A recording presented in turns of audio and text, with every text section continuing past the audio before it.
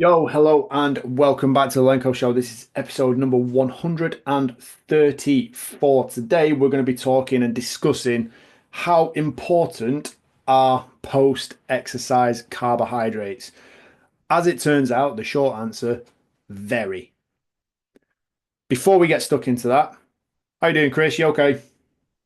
I'm wonderful. Thank you very much for asking. How are you doing today? Yeah, I'm all right. My knee's getting better. I smashed for those of you who I don't think I've actually spoken about this on the podcast yet. I managed to smash my knee up at training last week, which was not good. It was just pure clean impact with the ground, resulting in a very bad time for me, struggling to get around, hobbling about, not really able to bend my knee. So I'm just struggling and suffering through that a little bit, but I'll uh, I'll be fine. I'll be absolutely fine. Before we get stuck into anything else, little shout out to Dry Robe. There is no such thing as bad weather, only bad clothing. So if you're currently struggling with rainy conditions, wet, windy, maybe you're training for an Ironman, it might well be worth heading over to dryrobe.com to get yourself some gear and make sure you kit it out. Even if it's just for a bit of a lighter weight summer one in preparation for summer, go and get yourself the right equipment and make sure you're ready to go. Um, as I mentioned, obviously, Chris, you're training for an Ironman, so you must be doing this, right? If not, you're certainly going to be changing the way you do things after today. Must be doing what, sir? Consuming carbohydrates post workout. I didn't know you'd already introduced that to everyone. Have you not Um, been paying attention? no, I never pay attention to you, Alex. I try my best not to. It's hard for me. So yes, and incidentally, intra workout as well. I actually had a 12 week. We are 12 weeks out, and we had a 12-week sit down yesterday. But yeah, no, I've already been doing that. I have been, even though most of my workouts haven't been as long as one might expect for a full Ironman. No, been practicing making sure the energy gels sit well on my gut, making sure that I am prioritizing using sugar as a fuel because on the big day, that's what I'm going to be doing. And then, yes, post workout recovery, absolutely. You are very lucky. I have very good emotional stability and control. I wouldn't say that's an accurate statement. That's good. That's what I want people to think. Perfect. That's exactly what I want people to think. I mean, this is something that's kind of cropped up previously, and this we're gonna be delving into a little a new research article which was came about I think the back end of October 2024. So we're going to be digging into a paper by Javier Diaz-Lara et al. Um, who has set up a one of Lane Norton's favorites, a randomized control trial. So we'll be digging into that. But I had this conversation with someone last year talking about fueling for a workout and this craze of people going for a non-carbohydrate based energy drink. So nothing but a bit of a caffeine stimulant and then some useless BCAAs, pre-workout, intra-workout. And I just thought it's just backwards. It's such a bad idea. The one thing you need to do, like the one purpose you're in the gym for, is ultimately to get stronger. So fuel yourself for the workout. It makes no sense. Like, and the guy I was having the conversation with was his defense. His defense was, I don't want the sugar spike. Now, I'm not being funny, but it's the kind of guy who you look at him, and the last thought in my head is, you're very eager to control your sugar spike. You don't look like the kind of guy that gives a flying fuck about your sugar spike. So let's park the BS to one side and actually assess reality. People are being conned into engaging with poor behaviors. Everyone's in this race to get absolutely shredded and thinks the one thing I'm going to do is cut my carbs and then still try and train as hard, if not harder. I uh I don't suppose you've come across wannabe gymnast on Instagram threads, or was it Twitter, where For they were talking about. some reason, it sounds familiar. Have we mentioned it before? Yeah, so they were one of the people that posted you can absolutely out train a bad diet, and they were talking about how you've never trained like an athlete if you can't outtrain your bad diet.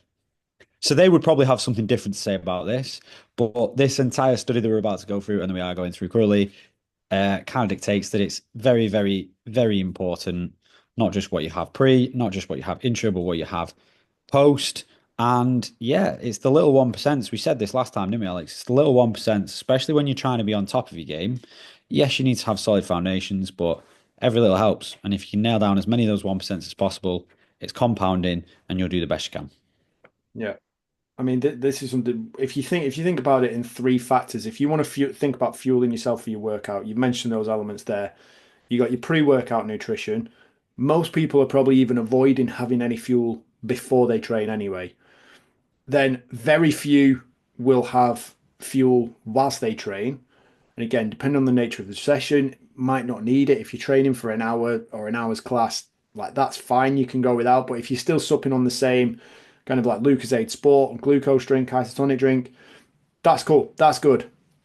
If you're training like for events like you're doing, where you are doing an Ironman and you are going to be working for hours on end, you do need to be fueling throughout the workout. And even though it can be beneficial to get used to the feeling and deplete those glycogen levels and kind of familiarize yourself with a little bit more suffering, like that can be useful from time to time, but it's not the recommended approach to go through that all the time, every time. So certainly don't do that. But then, startlingly, even fewer people in the race to get fitter, stronger, shredded are cutting out the carbs post workout as well. When arguably post workout is the optimal time to be eating them if you want to get fitter and, shall we say, shredded. So, this is partly why this is coming about today. You specified this in the last episode as well. I recall you saying about how for people who are looking to lose a little bit of weight and lose a little bit of fat, they should be optimizing the carbohydrate intake, specifically around the training. And you said exactly the same thing there. Post workout, that would be the best time to have it to fuel your recovery. It's all come full circle, Alex. It's almost like you knew we were going to have this episode. It was written. It was written. Well, I agree with you in the context of obviously I don't work in a commercial gym anymore. I work in this bespoke personal training studio, but it's the same Wait, do thing. you work in a bespoke personal training studio? Yeah, have I never mentioned that before, Alex? Not a commercial gym, no. No, I don't work in a commercial gym anymore. No, it's Oh, lovely. shit. Really good. However, we still encounter all the same problems. And even with personal trainers, so every member's working with a personal trainer, okay, in the small groups or what have you. They're all exposed to the information, but people are who people are and people do what people do. And they're all still very much the same in terms of there are clusters of people who are there doing their workouts fasted. They've had a minimal breakfast. They don't believe in eating breakfast before a workout. They're worried that it's going to irritate their gut before a workout, which is, I do understand that, but there are ways around that. And yeah, there's no real, even though you can expose people to this information, they're just set on, no, I need to lose fat.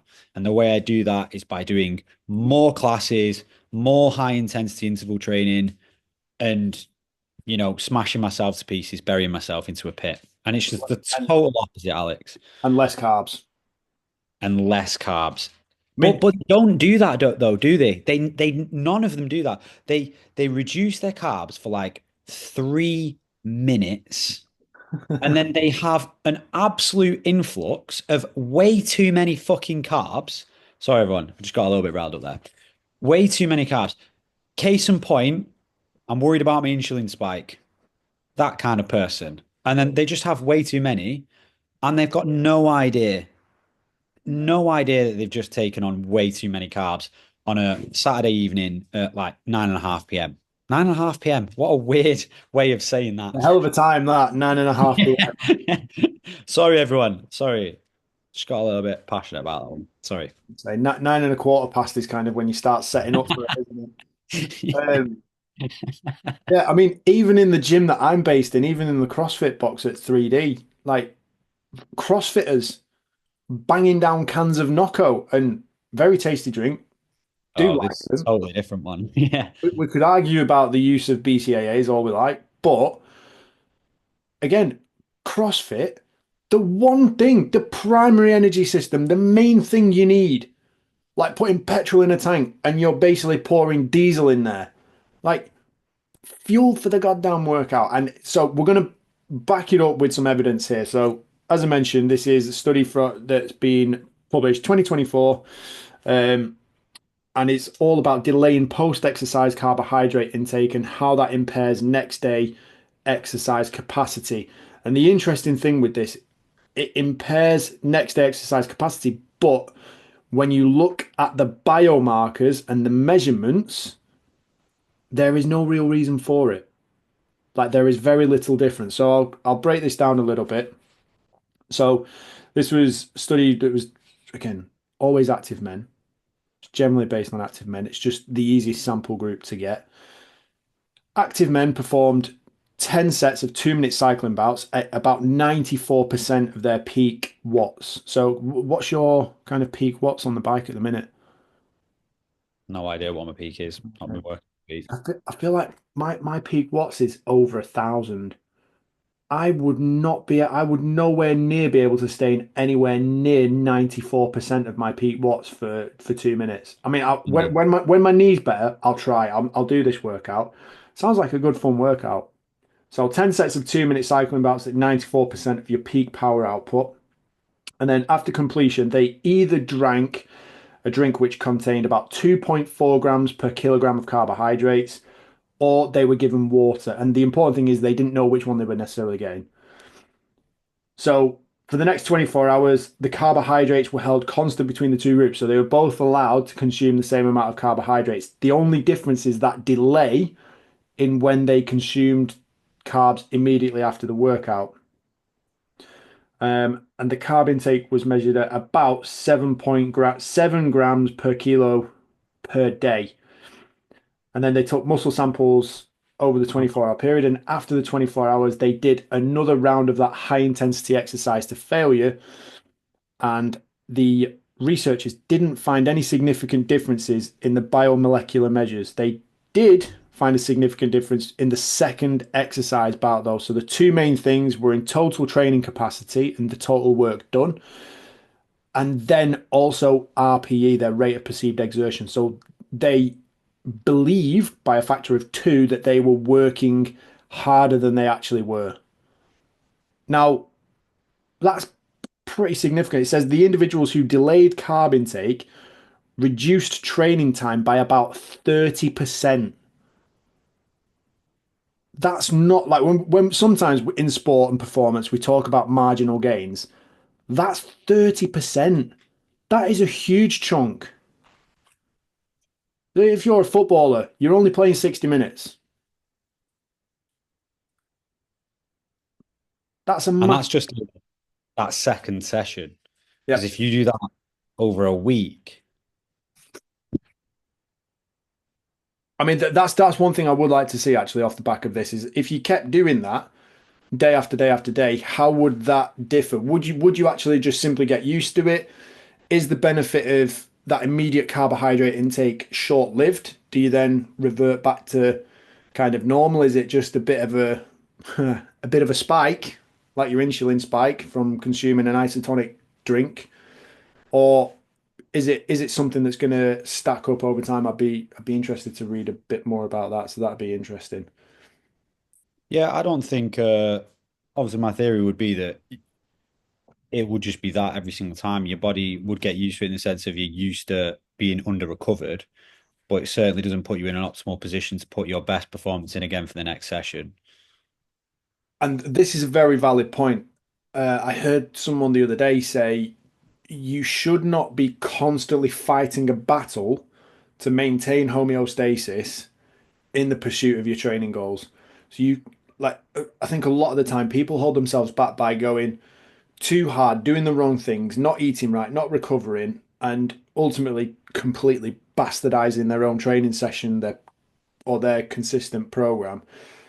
And ultimately means that from session to session, your body is simply fighting the battle to get back to its baseline before you then punch it again. So you're never actually super compensating. You're never giving your body the time required to develop. And I would say, again, if we just simplify everything for you, eat like an adult, eat like an athlete, train smart, do things in the right amount, the right volume, and you'll fly. Not literally fly. Don't go jumping off a building to test that. Might do. We have to be careful what we say on the internet I because think an interesting way of thinking about it is kind of as an athlete, and I don't mean just someone who goes to the Olympics. Um, you should be living a healthy, active lifestyle, and the vast majority of the time, therefore, you would be considering either some kind of you either on pre-workout nutrition, and I don't mean like having a shake before your workout. I mean, I'm going to go and do a 2 hour bike ride later. I need to be considering what do I need to do to get the absolute most out of that workout.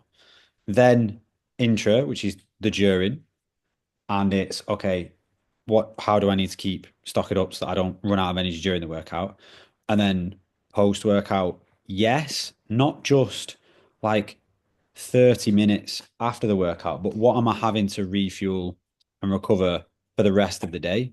Mhm. And when you live a healthy, active lifestyle or the lifestyle of an athlete, therefore, you're kind of always somewhat aware of those things. Whereas if you're just dipping in and dipping out, you're not considering, you're just having breakfast for the sake of having some food. And then you go in doing a workout that you've not associated will be somewhat influenced by that nutrition beforehand. Mhm. And then same again for the meal after. You're not thinking, well, this is going to affect my recovery. Whereas if you want to take it to the next level, you should be linking those things together and associating them with each other. And therefore, you will start to naturally connect the dots of, I had this and I drank this and I felt like this, and this was the best workout I've done. I had this and had this afterwards. I drank this afterwards. I ate this. I had this good sleep, and I feel absolutely amazing today. Or reverse engineer it and go back the opposite way and find out why you feel rubbish. Yep. Yep. I guess that's I know that you've described this to me before. I remember you talking to me when you first introduced me to Tim Grover and Relentless. It's having higher standards and it's taking what you are doing more seriously. And me and Alex had a conversation about this for everyone listening because I know we've joked about five-a-side before, but sometimes I'm like dangerously laid back about stuff and I don't necessarily take it super serious. And Alex, you're more like you take it very, very seriously, and I mean that in a good way, in the sense of like it's not that you make it the most important thing in the world in your life, like top number one priority, but it's listen, everything I do, I'm serious about it. Does that make sense? That's you as a person. It's like I'm not going to show up and let people think that I'm just here to doss about Yeah. because I'm not. I'm here and I'm taking it fucking serious, no matter what it is. Even if it's a picnic in the park, you're there, you'll have a good time, you'll enjoy yourself, but you're taking that picnic fucking serious. You'd be there with your basket, with your sandwiches, with your different cutlery. Am I wrong? Am I wrong? I'm not wrong. You have a higher standard and you take yourself and you take it very seriously. If you don't take your training seriously, you won't think about your pre-workout nutrition. You won't think about your carbs in like during. You won't think about are you putting the right number of reps in because they're just not important. But when you take it seriously, all of these things start to become way more important. Yeah. I mean, like we can go into my childhood if you want and figure out why I take things so seriously. I don't know off the top of my head, but it is true. That is, I've never been able to have a relaxed game of TIG, bulldog, headers and volleys. Even conkers, special well, conkers was that was rough. That could get violent. Um, I yeah, remember playing Yu-Gi-Oh against you in like year three or something. That was serious. yeah. I mean it's an interesting one, but I genuinely don't know where that comes from. But like you say, it might not necessarily be the most important thing across your lifespan, but in that moment, like if you're playing five-a-side or if you've got a football game or You know, you're playing netball, rugby, basketball, like whatever sport you're playing, that game, that training session, that little competition, that little drill within your training session, that lift in the gym, that is the most important thing to you right there and then in that moment and in that situation. And I said to when we, because we did a nutrition seminar for a lot of our clients on Monday, which we do every single month, not necessarily always on nutrition, but we do a seminar for them every single month. And the vast majority of our coaching is all centered around, like you say, let's take this seriously. You have to change your mindset to this is now a priority. I see myself as an athlete, therefore I will treat myself like an athlete. I will take my recovery seriously. I will take my nutrition seriously. I will measure out foods, track my macros, not gorge or fill myself on useful shite like McDonald's and various other things and junk food that are gonna either like ruin my gut health, leave me feeling groggy, sick. Like, why would you want to live your life like that? Why would anybody want to live their life like that? I would rather eat foods that satisfy me, leave me feeling energized and pumped up, ready to go, rather than the alternative. So, yeah, like I suppose if you want to do something well, and this is a rule for life, for everything. If you want to do something well, take it seriously. Simple. I think that could be a new tagline. Take it seriously. Yeah, if you want to do something well, take it seriously. One of the things I do want to ask you about, obviously, you've got your Ironman coming up. You mentioned that you're 12 weeks out. You're now measuring in terms of weeks. Yeah, that's How do you feel? yeah, it sounds a lot closer when you say 12 weeks than when you say 3 months. Um, it's 11 weeks. I've just Just yeah, lost a week. Like yeah, I know. I know. the check of a computer, the week has gone boom. Yeah, yeah. No, I feel okay. We had a sit down, we spoke about it yesterday.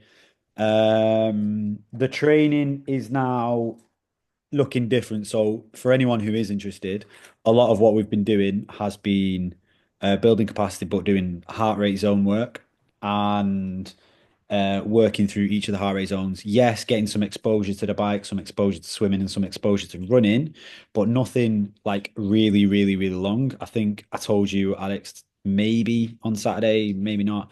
That the longest thing I've done was a 2.5 hour bike ride. Which, by the way, guys, I just want to drop it in there, Alex. If I didn't tell you about this is the funny one. This is me all over. So it was a zone two workout. It was supposed to be zone two, 2.5 hours.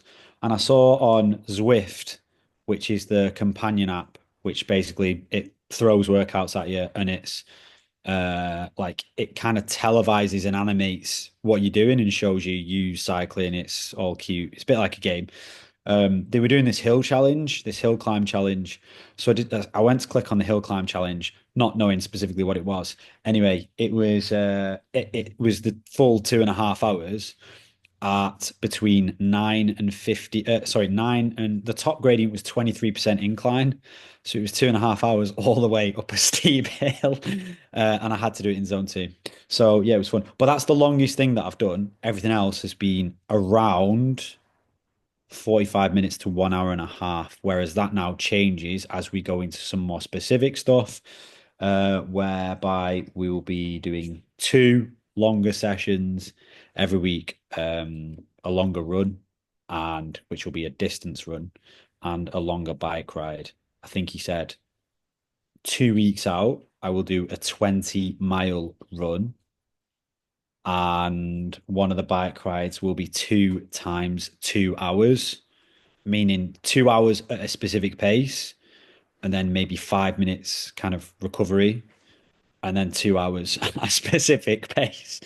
Do you know Uh, what? I want to be there when you tell Dad, oh, my session for today, I'm doing 2 hours and then I've got 5 minutes to recover before I do another 2 hours. I just want to see his reaction to that. Um, the, excited. I suppose the big question on my mind is like, what's the furthest you've swam? Because I know you can run, I know you can plod along, I know you can ride a bike. you've not necessarily been a fish for your entire life. No, but what's interesting What's your is, furthest swim? so I'll answer that question, then I'll give some more context. The furthest I have swam without stopping, let's just stop laughing for a second, is 400 meters. 400 meters. That I recall. I'm sure I've swum So, further than that before, but yeah. yeah, quite a So way off where I'll have to swim on the day. 12 weeks out, you've done 400 meters non-stop. You That leaves you about 3.5 kilometers short of the total swim, which is 2.4 miles Yeah. total. Total is 2.4 miles. Are you not a little bit scared about that? No, not all. I know that I could breaststroke that the Ironman. It's I think I've got 2 hours 20 minutes to complete my swim, and I could cover that distance as a breaststroke if I really wanted to. I'm going to be doing 4 swims a week. We estimate I'm going to aim for 1 hour 20 minutes. Uh, I I've enjoyed the swimming. I think it's been very, very interesting in the sense of because I am pretty capable physically, in terms of I've done a lot of like team sports and skill sports and lots of strength. Obviously, I've done CrossFit, I've got a lot of high level skills and stuff. Swimming, I've got all the capabilities to do it. I've just not done a lot of it. So I am in a very early, let's say, baby phase where I'm learning a lot and I can see and feel the progress every time I'm in the pool, which I've not had that as an athlete for a very, very long time, just by the nature of what I've been doing. No, I feel, even though I know that I'm a way off, I feel pretty confident that I'll be fine come even the 2 weeks prior. Yeah. And I think it's because I know that I could, in theory, breaststroke it if I really wanted to. But I want to be competent. When I have higher standards, I'm taking it seriously. 4 swims a week. I want to be good at the swim. I don't just want to get it done. That being said, this first Ironman, the idea is just to finish. And then obviously there will be a more serious one where I am fitter, I'm better, and more aware of what I could do and trying to push the pace a little bit more towards the end of the year. Yeah. Beautifully done. Well, keep on with it. We'll get another update for next time we're on the podcast. That's a good bit of progress. And certainly, I really want to be there when you tell Dad that you're going to do another 2 hours on the bike after you've rested for 5 minutes. Because I get it. I understand it. I know about trail. I know sort of like thinking behind all these kind of things. But yeah, a 5 minute rest after 2 hours into another 2 hours is, yeah, that's rough. It's going to be a toilet break. That's what it's going to be. It will be. It will be. Um, Anyways, that we will end it there for today. We will conclude there. So that is how important are carbohydrates post exercise? And the answer is very. If you want to maximize your results in your sport and in your life, then do not neglect this to make sure you make the most out of your training on a consistent basis. Please don't ignore it. Chris, any final closing comments? Yeah, take it seriously, guys. Um, Alex's tagline, take it seriously. Take yourself more seriously and take your nutrition and your training more seriously. I love that. Love that. Excellent way to wrap it up. And then once again, guys, thank you very, very much for listening. We really, really appreciate it. Again, as always, if you've got any questions or you want to reach out to us for anything to discuss anything, you can find us in the usual place on Instagram, Alex_Lenkowski_performance, and likewise for Chris_Lenkowski_performance. And also head over to dryrope.com and check out all the gear that they've got available on there that will suit you up a good one. Until next time, thank you very much for listening. Take care. Chris, do your peace, love, and protein. Peace, love, and protein. Oh. Anyway, guys, thank you. Take care, and we will speak to you again soon.